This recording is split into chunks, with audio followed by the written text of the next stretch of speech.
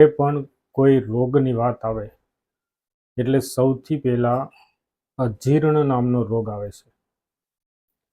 કારણ કે એમાંથી જ ઘણા બધા રોગોની ઉત્પત્તિ થતી હોય છે. અજીર્ણ એટલે સાવ દેશી ભાષામાં કહીએ તો ખાવા પીવાનું હજમ ન થાય.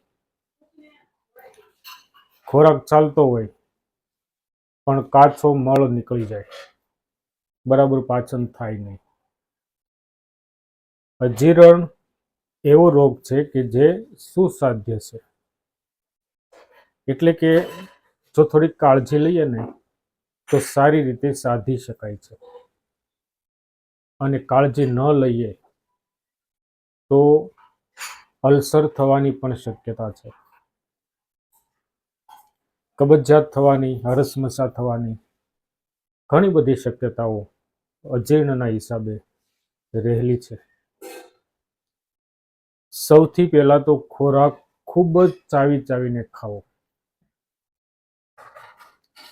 જેટલો તમે ખોરાક ચાવીને ખાશો એટલું પાચન થવામાં તકલીફ ઓછી થશે, અને પાચન સારું થશે તો અજીર્ણનો પ્રશ્ન રહેતો નથી. એટલે સૌથી પહેલા ખોરાકને ખૂબ જ ચાવી ચાવીને જ્યુસ બનાવીને અંદર ઉતારો. ત્યાર પછી અનિયમિત ખોરાક લેવાની આદતને છોડો.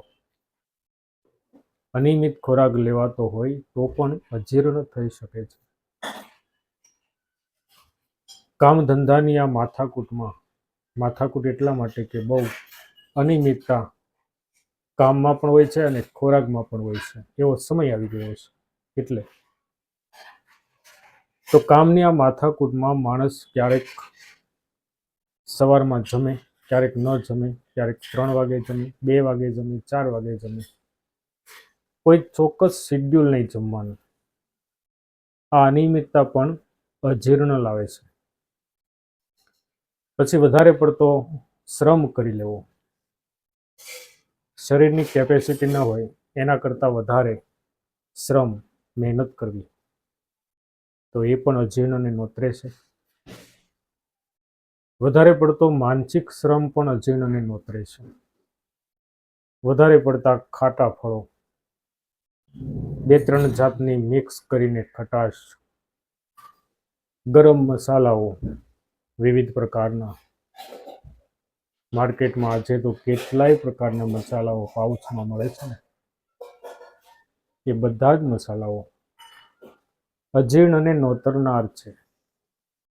ક્યારેક વાર પ્રસંગે તહેવારે તમે ખાવ એની વાત અલગ છે, પરંતુ નિયમિત લઈ શકાય નહીં. અને વિરુદ્ધ આહાર તો લેવાનો જ નહીં. આટલું જો કાળજી રાખીશું ને તો અજીર્ણ થવાની શક્યતા ઘટી જશે. પછી અજીર્ણ થયું હોય એને કેવા કેવા લક્ષણો દેખાય કે જેના પરથી આપણને લાગે કે અજીર્ણ થયું છે? તો સૌથી પહેલા તો એને ભૂખ ન લાગે, અને લાગે તો વારંવાર લાગ્યા કરે. બેચેની રહે, કામ ધંધામાં મન પરોવાય નહીં, તીખા ને ખાટા ઓડકારો આવ્યા કરે, છાતીમાં જલન થાય, બળતરા થાય, માથું ભારે રહે, પેટ પણ ફૂલીને બહાર આવે, પેટની અંદર દુખાવો થાય, કબજિયાતની અસર રહે, શરીર આખું થાકેલું લાગે, અને સ્વભાવ ચીડિયો બની જાય, વાત વાતમાં ગુસ્સો આવે, કોઈ વાત શાંતિથી સાંભળી પણ ન શકે એવી સ્થિતિ આવી પહોંચે. આમાંના 2 થી 3 લક્ષણો જો જોવા મળે ને તો માની લેવાનું કે અજીર્ણનો પ્રોબ્લેમ છે. આ અજીર્ણ માટે આપણે ત્યાં શાસ્ત્રીય ઔષધિઓ ઘણી બધી બતાવવામાં આવી છે, પણ મુખ્ય ઔષધિ કાળી જીરી, પીપળી મૂળ, જીરું, હરડે, સૂંઠ મરી, પીપર, હિંગ, નાગકેસર, તમાલપત્ર, સિંધાલુણ, આવી બધી ઔષધિઓ આયુર્વેદ શાસ્ત્રમાં બતાવવામાં આવી છે. વિશેષ માહિતી માટે સ્ક્રીન ઉપર નંબર આપેલો છે. કોઈ પણ સમય આપ વોટ્સઅપમાં મેસેજ આપી શકો છો અથવા તો કોલ કરી શકો છો. જય ધન્વંતરી, જય મહાદેવ.